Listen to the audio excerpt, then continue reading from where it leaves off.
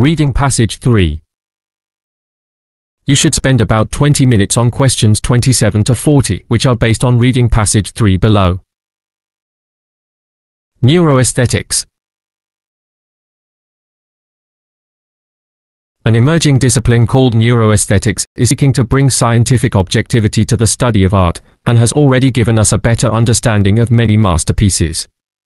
The blurred imagery of Impressionist paintings seems to stimulate the brain's amygdala, for instance. Since the amygdala plays a crucial role in our feelings, that finding might explain why many people find these pieces so moving. Could the same approach also shed light on abstract 20th century pieces, from Mondrian's geometrical blocks of color to Pollock's seemingly haphazard arrangements of splashed paint on canvas? Skeptics believe that people claim to like such work simply because they are famous. We certainly do have an inclination to follow the crowd. When asked to make simple perceptual decisions such as matching a shape to its rotated image, for example, people often choose a definitively wrong answer if they see others doing the same. It is easy to imagine that this mentality would have even more impact on a fuzzy concept like art appreciation, where there is no right or wrong answer. Angelina Holodolan, of Boston College, Massachusetts, responded to this debate by asking volunteers to view pairs of paintings, either the creations of famous abstract artists or the doodles of infants, chimps, and elephants. They then had to judge which they preferred. A third of the paintings were given no captions, while many were labeled incorrectly. Volunteers might think they were viewing a chimp's messy brushstrokes when they were actually seeing an acclaimed masterpiece. In each set of trials, volunteers generally preferred the work of renowned artists, even when they believed it was by an animal or a child. It seems that the viewer can sense the artist's vision in paintings, even if they can't explain why. Robert Pepperell, an artist based at Cardiff University, creates ambiguous works that are neither entirely abstract nor clearly representational.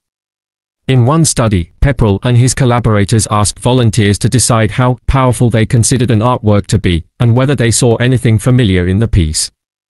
The longer they took to answer these questions, the more highly they rated the piece under scrutiny, and the greater their neural activity. It would seem that the brain sees these images as puzzles, and the harder it is to decipher the meaning, the more rewarding is the moment of recognition.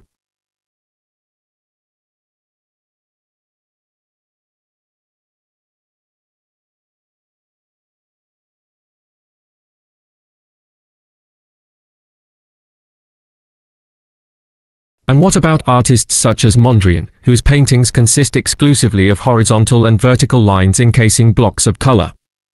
Mondrian's works are deceptively simple, but eye-tracking studies confirm that they are meticulously composed, and that simply rotating a piece radically changes the way we view it. With the originals, volunteers' eyes tended to stay longer on certain places in the image, but with the altered versions they would flit across a piece more rapidly. As a result, the volunteers considered the altered versions less pleasurable when they later rated the work.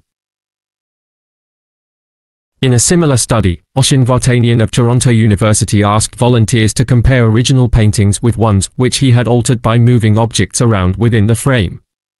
He found that almost everyone preferred the original, whether it was a Van Gogh still life or an abstract by Murrow. Vartanian also found that changing the composition of the paintings reduced activation in those brain areas linked with meaning and interpretation. In another experiment, Alex Forsyth of the University of Liverpool analyzed the visual intricacy of different pieces of art, and her results suggest that many artists use a key level of detail to please the brain. Too little and the work is boring, but too much results in a kind of a perceptual overload, according to Forsyth. What's more, appealing pieces, both abstract and representational, show signs of fractals, repeated motifs recurring in different scales. Fractals are common throughout nature, for example in the shapes of mountain peaks or the branches of trees. It is possible that our visual system, which evolved in the great outdoors, finds it easier to process such patterns. It is also intriguing that the brain appears to process movement when we see a handwritten letter, as if we are replaying the writer's moment of creation. This has led some to wonder whether Pollock's works feel so dynamic because the brain reconstructs the energetic actions the artist used as he painted. This may be down to our brains or mirror neurons, which are known to mimic others' actions. The hypothesis will need to be thoroughly tested, however.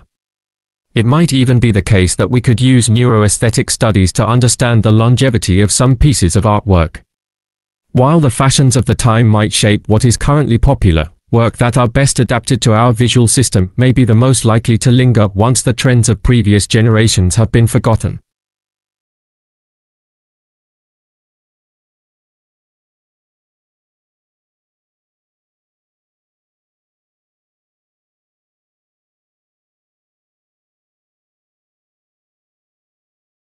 It's still early days for the field of neuroaesthetics, and these studies are probably only a taste of what is to come. It would, however, be foolish to reduce art appreciation to a set of scientific laws. We shouldn't underestimate the importance of the style of a particular artist, their place in history, and the artistic environment of their time.